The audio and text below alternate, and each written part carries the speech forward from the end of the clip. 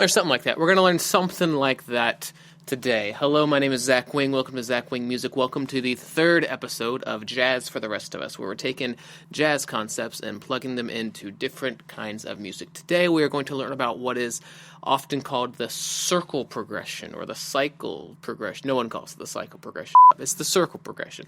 What do I mean by the circle progression? Well, let's dive right in. So let's start with this question. How do you resolve a chord progression? How do you bring about resolution to a chord progression to where you're just like, it is over, done, finished? How does that happen? Well, there's a bunch of different ways to do that, but the one that everybody learns about, the one that everybody knows, whether you study classical music or jazz music or whatever else, you know that the 5-1 progression brings about resolution. So let's say we're in the key of G, clearly because we're guitarists, or I'm a guitarist, and that's the only key we play in as guitarists. So we're in the key of G, and you hear this D, G. There's something about that just has a lot of resolution to it. It's like, now the chord progression is finished. It doesn't really matter what you're doing as you're playing, but when you have this 5-1 progression, it sounds very strong. It's over. The chord progression is over. There's resolution there. Everybody knows that.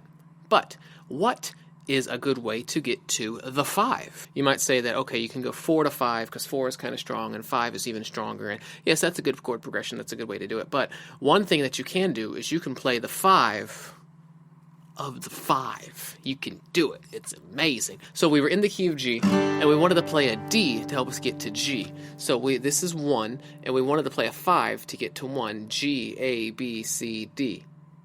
So we counted up from the place where we wanted to land, 5, 1, 2, 3, 4, 5, G, A, B, C, D, and that gives us the 5 of the 1. But what if we wanted to get the 5 of the 5? Let's start at the 5 and then count up 5 from D to get the 5 of the 5. So we have D, E, F sharp. It's a sharp because we're in G. D, E, F sharp, G, A.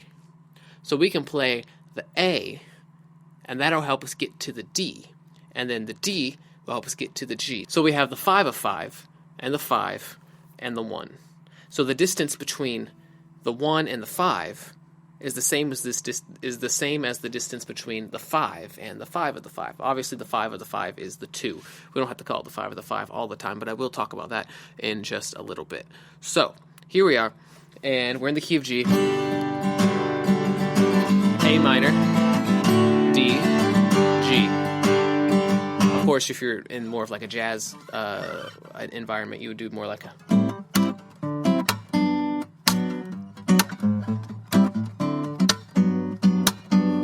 2-5-1. It works because you have two 5-1 progressions. You have the 5-1 progression from 2 to 5, and then you have the 5-1 progression from 5 to 1.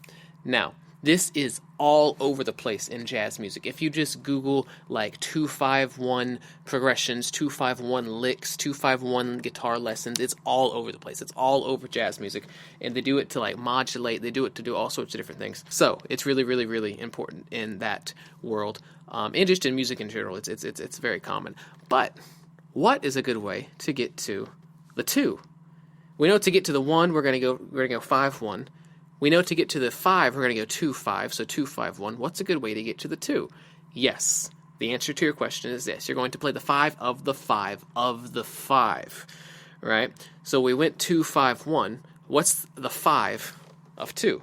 So we're going to start at A, which was the 2, and count up 1, 2, 3, 4, 5. So we're going to start at A and count A, B, C, D, E. That's the 6. So you can play a 6-2-5-1. And in that progression, every transition is a 5-1 transition. Every change is a 5-1 change, however you want to call it. So if we're in G, you have E minor, A minor, D, G. If you wanted to kind of make it a little more jazz, that's not what you would do. If you wanted to make it a little more jazz, you would...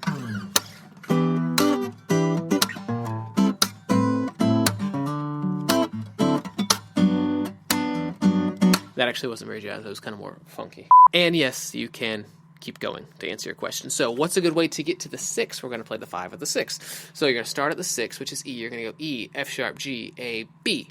The B is the 3. So you can go 3, 6, 2, 5, 1. And then you get 3, 6, 2, 5, 1. And yes, you can keep going. You can take a 5 of the 5 of the 5. I don't know how many 5s we are, but we can start at B and go B, C, D, E, F sharp. And we know that if we play an F sharp, it naturally occurs in the G major scale as a diminished chord. And F sharp diminished to B minor, we have that same 5-1 transition. And that would sound something like this.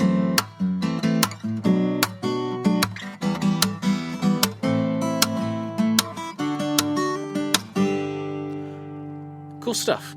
If you keep going from the, what is that?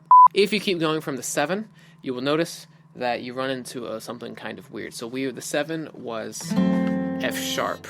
And if you want to take the 5 of the 7, you would go F sharp, G, A, B, C. But from F sharp to C, the interval between F sharp and C is not a perfect fifth. It's a diminished fifth, also known as tritone.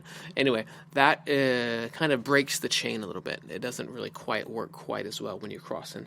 But I mean, I guess you could do it. Who's going to stop you? So you could be in the key of G, and you got your 4, 7, 3, 6, 2, 5, 1. Sure, you can do that. Why not? And then, interestingly, if you were to take the 5 of the 4, you would be back at 1. So if you're going, the best way to get to 4 is actually to go from the 1. So we actually just made a full circle. We started at 1, did we not? And we took the 5 of 1, and then the 5 of that, and then the 5 of that, and the 5 of that, and the 5 of that, and the 5 of that. And we got all the way back to the 1. They were all perfect fifths except for one of them.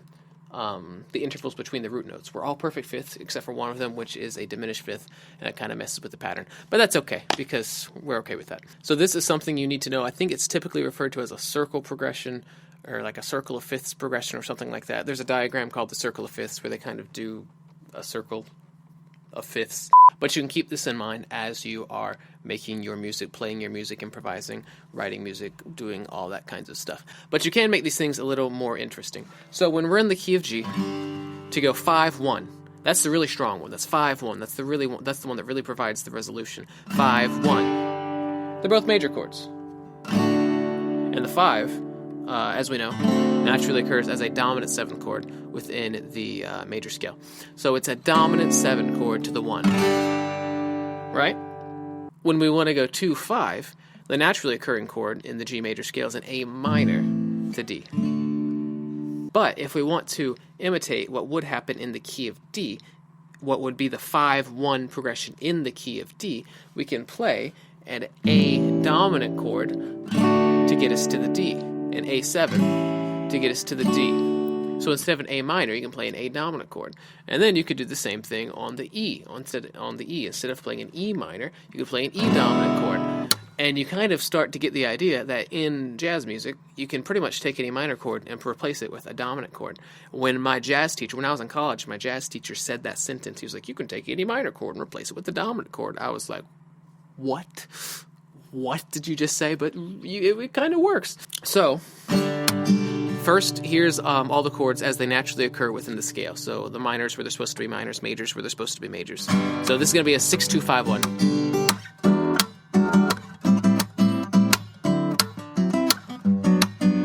Now here is with all majors.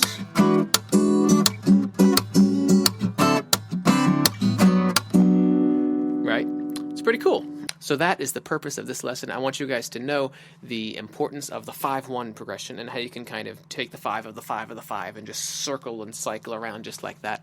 And also that you can incorporate dominant chords in place of minor chords to give you a more 5-1-y kind of sound. That's a new word, 5-1-y. To give you a sound that more resembles the 5-1 rather than the 2-5 or the 6-2 or whatever. So you ask, how do we incorporate this into our music? Well, I can give you tons of examples of just songs that utilize this circle progression. So Maroon 5 had that song Sunday Morning Rain. Sunday morning rain is falling. I'm not much of a singer. Da-dun, da-dun, da-dun, da. So it's a 2-5-1. And I'm pretty sure the entire song is just a 2-5-1 over and over and over again. I could be wrong about that.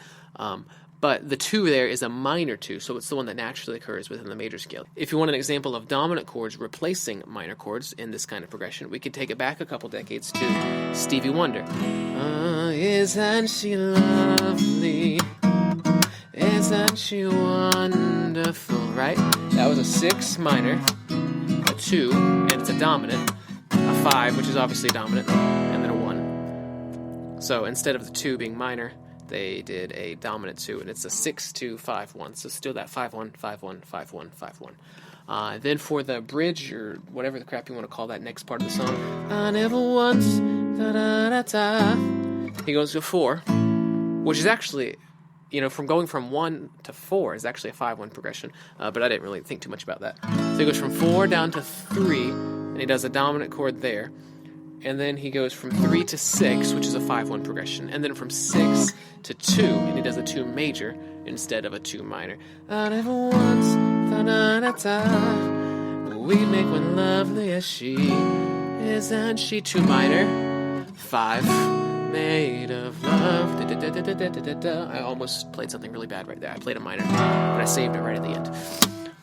Yes, that's an example of dominant chords taking the place of minor chords in a circle progression. So you can use this kind of chord progression as a turnaround, as like at the end of like a 12-bar blues or something. So let's say you're playing the blues.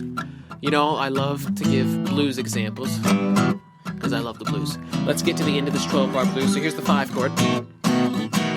Here's the 4. I'm going to go 1, 6, 2, 5. 1.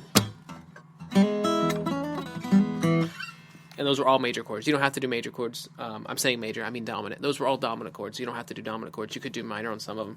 So another example of this that's really common where I live is a lot of people here like to, when they're going from 1 to 4, they almost always play a dominant chord as the 1 chord right before going to the 4. So example, say we're in the key of C. And we want to go from the 1 chord, which is C, obviously, to the 5 chord. Not the 5. That's not what I was talking about. So, as an example, say we're in the key of C.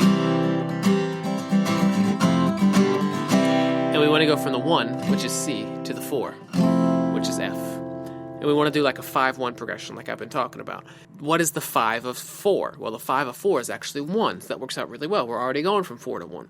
But, like I said, you can take the chord that functions as the 5 in the 5-1, which is here is actually the 1, and you can take it and make it a dominant chord. Usually the 1 chord exists as a major 7, but instead of playing a major 7, you can play a dominant 7, and that will get you to the 4 in a more dominant 5-1-y kind of way. There's that word again. So I'm in C. I'm going to play a little bit to kind of establish it in your ears that I'm in C. There's the 4. There's the 5. Here's the 1. And I'm going to go to the 4.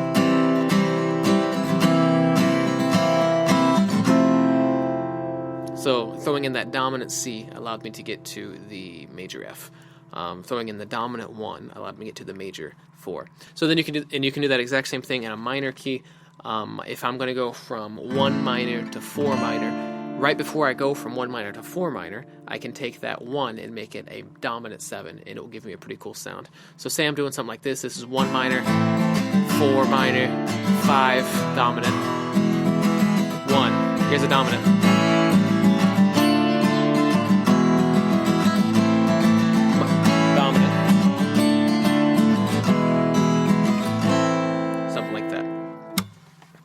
Okay, so there you have it. I want you guys to know about the circle progression. I want you guys to know about the dominant chords that you can use in place of minor chords. And I tried to give you some examples that you can use to write your own songs, to write your own music, and to really take all this stuff that we're stealing from the jazz musicians, to take all this stuff we're stealing from the jazz musicians and put it in your own music. So I hope you liked the video. I hope you guys enjoyed the video. If you are benefiting from these videos in any way, I would appreciate a like and maybe a subscribe And you can follow me on Instagram. You can follow me on Facebook. You don't follow on Facebook. You like on Facebook. You can like me on Facebook. You can follow me on Instagram. I'll put my information somewhere in this general vicinity. So make sure you stay tuned for my next video. That's going to be on tritone substitutions within the context of this 251, 6251, 36251, 5151, 5151 context. And that's going to be a pretty cool video. I think you guys will really enjoy it. So I hope to see you guys there. Until next time, I'm going to try to play some cool 5-1 stuff on the outro. And go.